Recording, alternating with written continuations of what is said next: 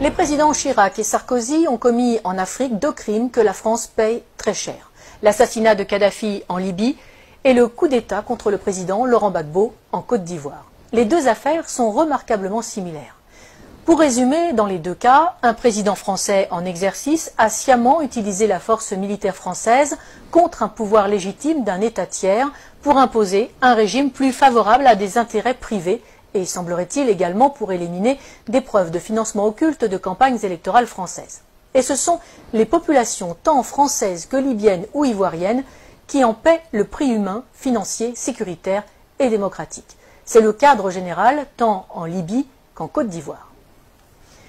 Sur le cas libyen, nous avons régulièrement sur ce même plateau détaillé les conséquences migratoires catastrophiques pour l'Europe et la France depuis que le verrou libyen a été brisé. Nicolas Sarkozy devra en répondre devant la justice, pour l'instant du seul volet financier qui a conduit à l'assassinat du leader libyen avec la complicité des services secrets français, mais il devra également rendre compte tôt ou tard avec le fauteur de guerre BHL des conséquences mortifères pour le peuple libyen et pour l'Europe. Ces 2 hommes ont du sang sur les mains et quel que soit leur caste, ils devront rendre des comptes. Le cas de Laurent Gbagbo est lui aussi exemplaire. Il est socialiste, mais il est surtout francophile, historien, écrivain, catholique, patriote et n'appartient à aucune loge franc-maçonne. Ce qu'il désire plus que tout, c'est que la Côte d'Ivoire se libère de la France-Afrique que nous avons dénoncée dans notre dernière édition. Il veut aller, comme il le dit lui-même, au-delà des discours. Je cite: « Pour l'instant, il n'y a que des discours. Tant que les piliers seront debout, la présence de l'armée française, le franc CFA et le choix des présidents, la souveraineté des pays d'Afrique ne sera qu'un leurre et la France-Afrique, la réalité. » C'est un anachronisme, un scandale tellement énorme, cette dépendance. Fin de citation. Il va vite devenir l'homme à abattre, d'autant qu'il n'est pas prompt à accepter les exigences de Villepin ou de Chirac qui attendaient, selon ses propos, des valises de billets et pas des valises de francs CFA. Longtemps opposant à Félix Houphouët-Boigny, emprisonné pour cela par le Premier ministre de l'époque, un certain Ouattara, qui est désormais l'actuel président, il est élu à la présidence de la République de Côte d'Ivoire en 2000 face à Robert Guéhi. Dès lors, la France n'aura de cesse de lui faire quitter le pouvoir de gré ou de force. Dès 2002, il doit faire face à une tentative de coup d'État par des éléments armés par le Burkina Faso. Non seulement la France ne le prévient pas de l'attaque, comme Laurent Gbagbo le dira plus tard, bien sûr qu'ils ne m'ont pas prévenu puisqu'ils étaient dans le coup. Mais Michel Alliot-Marie, alors ministre de la Défense de Chirac, refuse de faire jouer les accords de défense pourtant imposés à l'indépendance en 1960 par Paris. C'est une affaire ivoiro-ivoirienne, dira-t-elle. Henri Emmanuelli, ancien président PS de l'Assemblée nationale, expliquera cette trahison par cette sentence, je cite: « Laurent Gbagbo a eu depuis le début un souci, faire de la Côte d'Ivoire un pays indépendant. C'est cela qui ne lui a pas été pardonné. » Pour Laurent Gbagbo, ce coup d'État est la conséquence directe d'une loi sur l'assurance maladie qu'il a fait voter. Une loi destinée à mettre en place 2 caisses, une pour les paysans, une pour tous les autres travailleurs, financées par les bénéfices du cacao, du café, de l'EVA, mais aussi des mines de diamants et d'or. Les compagnies de la France-Afrique y voient une menace trop grande pour leur marge. Le coup d'État est donc lancé. La moitié nord du pays sera depuis cette date sous la domination de bandes de pillards et de rebelles. L'immigration de dizaines de milliers d'étrangers et la distribution de cartes d'électeurs visent à fausser le vote des Ivoiriens et à faire main basse sur le sud, Eldorado agricole et minier de l'Afrique. 30% de la population ivoirienne est, selon les dernières estimations, d'origine étrangère.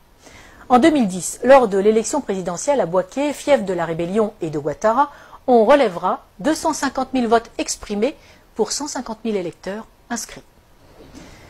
Mais les événements ne vont pas assez vite. Pire, le régime légal de Laurent Gbagbo tient bon et avance vers la modernité. Décentralisation, création de conseils généraux qui s'attellent à la construction de lycées, de dispensaires, de routes. Les succès du Sud, sous le contrôle du pouvoir légal d'Abidjan, font rêver les Ivoiriens de la partie nord qui subissent les pillages et l'arbitraire des rebelles qui soutiennent Ouattara. Laurent Gbagbo est de plus en plus populaire. Si Laurent Gbagbo n'est pas dupe, il confiera depuis sa cellule à La Haye, je cite, « Pour anticiper les coupes d'État, il me suffisait de suivre les cours du cacao ». Il fait preuve de retenue, accepte de discuter même avec les rebelles, et malgré le double jeu du gouvernement français. L'ONUCI, l'opération des Nations Unies en Côte d'Ivoire, saluera même le professionnalisme des opérations militaires de l'armée ivoirienne qui ne provoquent aucun dégât collatéral ni victime innocente. Il faut donc trouver un prétexte. La première tentative majeure date du 6 novembre 2004. Deux Sukhoi de l'armée ivoirienne, pilotés par des mercenaires biélorusses, bombardent la zone de confiance, dénommée aussi ZOC, notamment à Man et Bouaké, et font 9 morts et 39 blessés parmi les soldats français. L'armée française réagit et détruit les moyens aériens de la Côte d'Ivoire, ce qui l'empêchera de lutter efficacement contre les rebelles. La force Licorne doit se lancer à l'assaut d'Abidjan. C'est la dernière partie d'un plan en 4 phases. Un plan qui a si bien réussi en Côte d'Ivoire que la France l'a appliqué en Libye et au Mali. D'abord, un appel à l'aide d'un gouvernement fantoche ou rebelle reconnu comme légal. Ensuite, une première promesse d'aide par l'organisation régionale qui se retrouve vite dépassée. Puis, un mandat de l'ONU au nom de crimes contre l'humanité, viols, etc. Et enfin, l'intervention de la France sur le plan diplomatique, économique et militaire pour mettre en place les hommes choisis. Mais en 2004, la dernière partie cafouille. Des informations révélées par Wikileaks et des enquêtes de presse suggèrent une manipulation visant à justifier une action militaire contre Gbagbo. En 2016, la juge d'instruction française Sabine Kéris demande le renvoi devant la Cour de justice de la République, la CJR, des anciens ministres Dominique de Villepin, Michel Alliot-Marie et Michel Barnier, suspectés d'avoir permis l'exfiltration des mercenaires responsables de l'attaque contre les forces françaises. Pour Laurent Gbagbo, les services secrets français ont retourné son chef d'état-major, Mathias Doué, pour une attaque sous faux drapeau afin de légitimer la réaction française. Le parquet général près la Cour de cassation a indiqué n'avoir pas saisi à ce stade la commission des requêtes de la CJR. En 2011, alors que Laurent Gbagbo a remporté les élections de 2010, malgré les quelques 450 000 électeurs fantômes rajoutés dans le Nord, Ouattara et ses amis français décident de forcer les urnes. Ils contestent les élections, mais refusent de recompter les bulletins, qui sont détruits. Curieusement, le premier décompte avait été confié à une société française dont le directeur recevra un contrat de plus de 152 millions d'euros par le gouvernement Ouattara.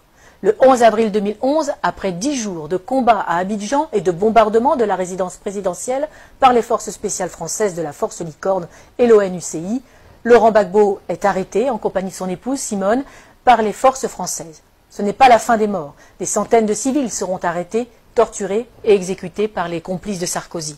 La famille de Laurent Gbagbo, les militants, les ministres, des professeurs, des fonctionnaires. Autre victime de cet assaut, sans doute l'une des plus belles bibliothèques de livres classiques français de toute l'Afrique, seule richesse reconnue de Laurent Gbagbo et qui sera détruite par les bombes incendiaires françaises, tout un symbole. On peut se douter que les nouveaux maîtres de la Côte d'Ivoire ont mis le pays et les industries en coupe réglée. À commencer par Alassane Ouattara, l'ami intime de Nicolas Sarkozy, de Laurent Fabius et de Martin Bouygues, et aussi, aux surprises, de Georges Soros.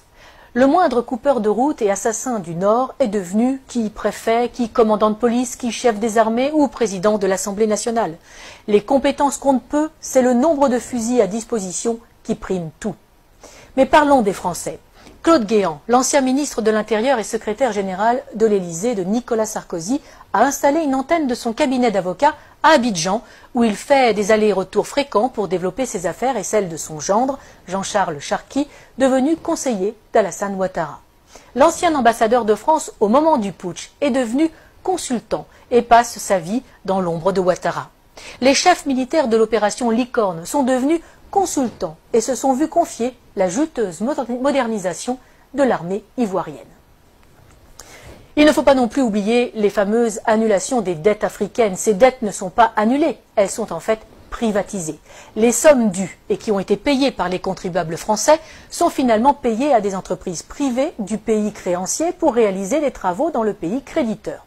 Travaux largement surfacturés le plus souvent, les contribuables français sont volés de leur remboursement, les Africains spoliés de leurs investissements. Et généralement, les entreprises favorisées sont dirigées par de grands amis des présidents et ministres en place en France. Ils ne peuvent quand même pas exécuter Laurent Gbagbo, bien que un procès en Côte d'Ivoire, oui, mais sans lui, car il est trop populaire.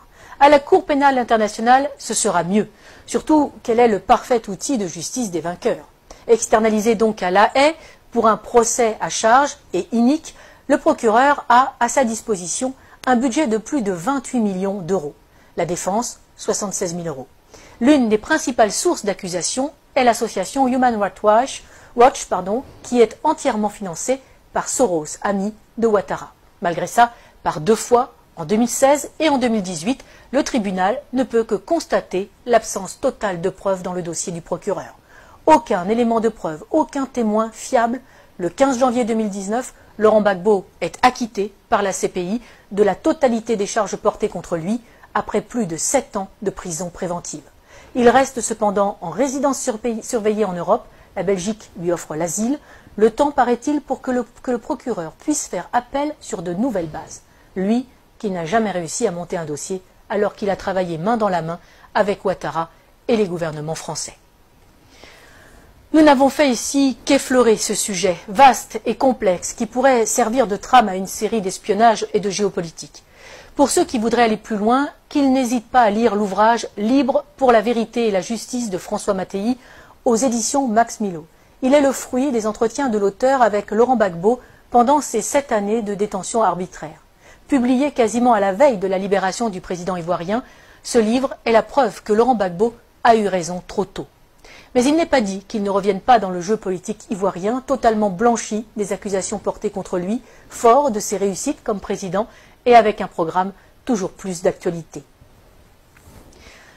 Il faudrait plus de chefs d'État comme lui en Afrique, conscients des atouts de son continent, préférant des relations saines avec la France plutôt que l'exigence d'une repentance perpétuelle imposée aux Français pour des crimes qu'ils n'ont pas commis. Une repentance qui n'est là que pour cacher le pillage de l'Afrique par des multinationales et imposer une invasion migratoire ruineuse et destructrice pour l'Europe. Défense de l'identité nationale, mise en œuvre d'un patriotisme social permettant de vivre et de travailler au pays, non-alignement, intégrité de ses élites politiques et économiques. Il faudrait peut-être aussi plus de Laurent Gbagbo en Europe.